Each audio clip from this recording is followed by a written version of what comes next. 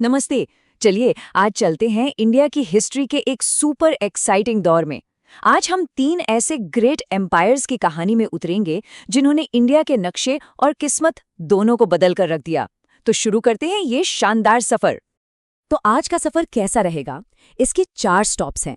पहले हम गुप्तास के गोल्डन एज को एक्सप्लोर करेंगे, फिर मिलेंगे द ग्रेट एम्परर हर्षवर्धन से, उसके बाद साउथ इंडिया चलेंगे पल्लवास के राइज को देखने, और आखिर में ये समझेंगे कि इन एंशिएंट एम्पायर्स की लेगेसी आज भी हमारे साथ कैसे जिंदा है।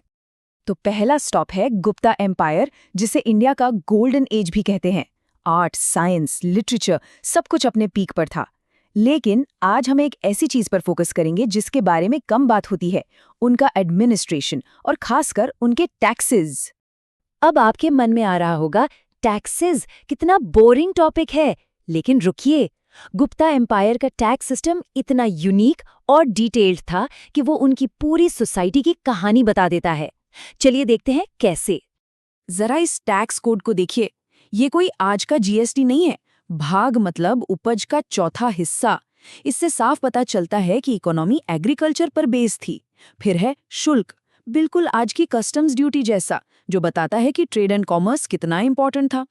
उदी के अंगा पुलिस स्टेशंस के मेंटेनेंस के लिए था, मतलब लॉ एंड ऑर्डर का एक प्रॉपर सिस्टम था। और मेरा पर्सनल फेवरेट वतभूता, मतलब बुरी आत्माओं से छुटकारा पाने के लिए टैक्स। सोच सकते हैं, स्टेट लोगों के रिलीजियस लाइफ में भी इतना इन्वॉल्व था। अब सोसाइटी की बात करें तो इस दौर में कास्ट सिस्टम और भी कॉम्प्लेक्स हो गया। एक पॉजिटिव चेंज ये था कि शूद्रास की पोजीशन बेहतर हुई, उन्हें फार्मर्स की तरह देखा जाने लगा। लेकिन इसका एक डार्क साइड भी था।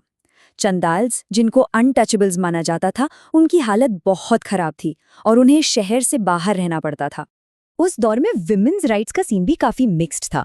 अच्छी खबर ये थी कि उन्हें स्त्री धना का राइट था, मतलब शादी में मिले गिफ्ट्स उनके और उनके ही रहते थे, एक तरह की फाइनेंशियल फ्रीडम। लेकिन उन्हें एंसेस्ट्रल प्रॉपर्टी यानी पिता या पति की जमीन जायदाद पर कोई हक नहीं था।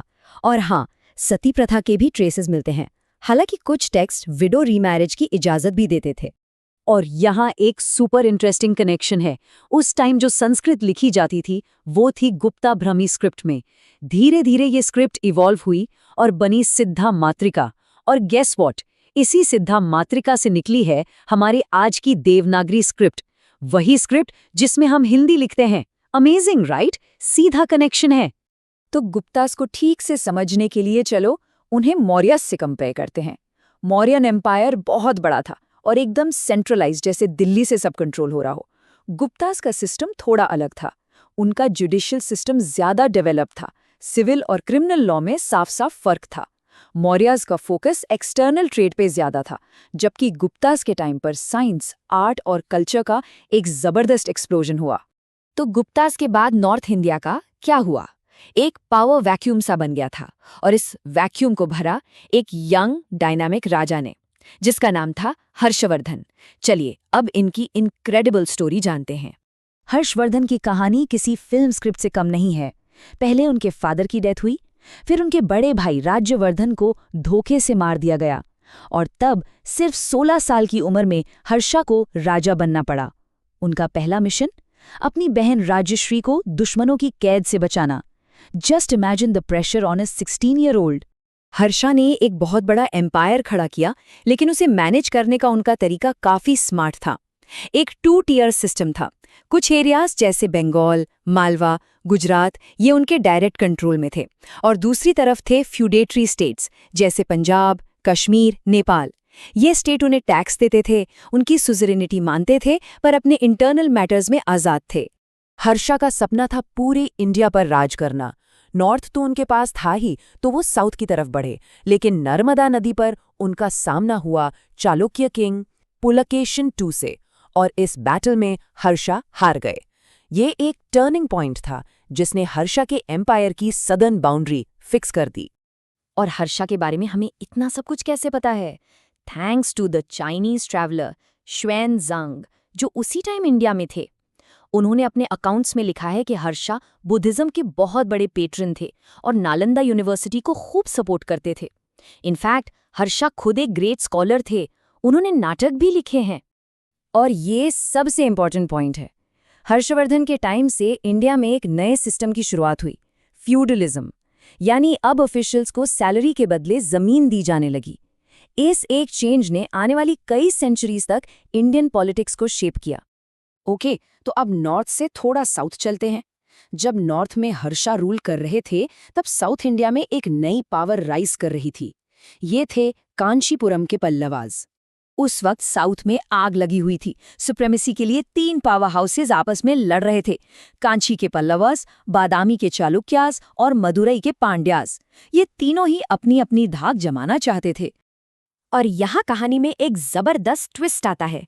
पल्लवा किंग नरसिम्हावर्मन ने चालुक्य किंग पुलकेशिन II को हरा दिया।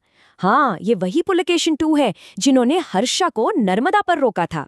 तो नरसिम्हावर्मन ने न सिर्फ अपने फादर की हार का बदला लिया, बल्कि हिस्ट्री में अपना नाम अमर कर लिया। चालुक्यास की कैपिटल वतापी जीतने के बाद नरसिम्हावर्मन ने एक टाइटल लिया, वतापी कोंडा। इसका मतलब है द कॉन्करर ऑफ वतापी। ये टाइटल उनकी इस एपिक जीत का सिंबल बन गया। लेकिन पल्लवस का कंट्रीब्यूशन सिर्फ लड़ाई तक नहीं था। उनके टाइम में साउथ में भक्ति मूवमेंट ने जोर पकड़ा। उन्होंने द्रविडियन टेम्पल आर्किटेक्चर की नींव रखी, जिसका बेस्ट एग्जाम्पल है महाबलीपुरम का शॉ टेम्पल। कांचीपुरम एजुकेशन का एक बहुत बड़ा सेंटर बन गया और उन्होंने संस्कृत और तमिल दोनों लैंग्वेजेस को सपोर्ट किया। तो हमने 3 अलग अलग एम्पायर्स की कहानी देखी। लेकिन ये कहानी सिर्फ हिस्ट्री बुक्स में नहीं है, इनकी लेगेसी आज भी जिंदा है। चलिए देखते हैं कैसे।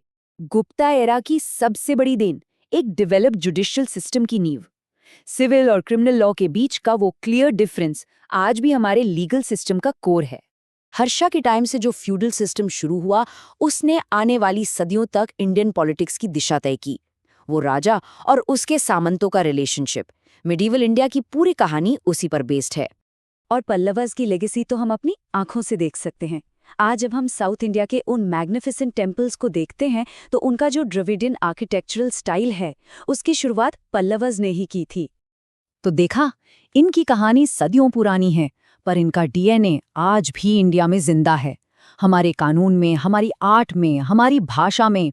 अब सोचिए, ये डीएनए आपको अपने आसपास और कहाँ-कहाँ दिखता है? इस पर जरूर सोचिएगा।